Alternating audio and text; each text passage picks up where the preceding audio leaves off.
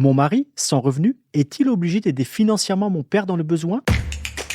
Vous écoutez un podcast imaginé par Le Particulier, le média de référence pour mieux connaître vos droits au quotidien.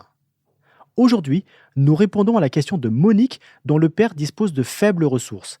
Elle se demande si son mari, lui-même sans revenu, est tenu de l'aider financièrement. Alors à vos droits? Prêts? Partez! La règle est la suivante. Les enfants doivent venir en aide à leurs parents dans le besoin. Les gendres et les belles-filles sont également tenus d'une obligation alimentaire à l'égard de leurs beaux-parents lorsqu'ils sont démunis.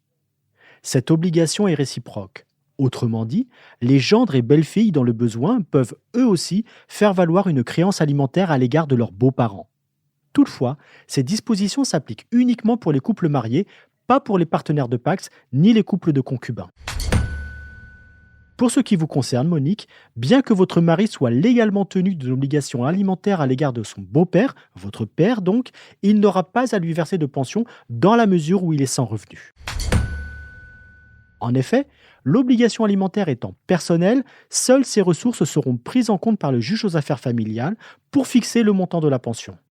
Les vôtres ne seront pas prises en compte pour déterminer s'il doit intervenir pour aider son beau-père, peu importe que vous remplissiez une déclaration d'impôt commune et que vos propres revenus soient importants. Bien sûr, Monique, en tant que descendante, vos ressources pourront être retenues pour déterminer si vous devez verser ou non une pension à votre père dans le besoin. Et oui, comme le chantait Renaud, on choisit ses copains, mais rarement sa belle famille. Enfin presque. Je suis Arnaud Saugera, journaliste au Particulier. Merci d'avoir écouté cet épisode.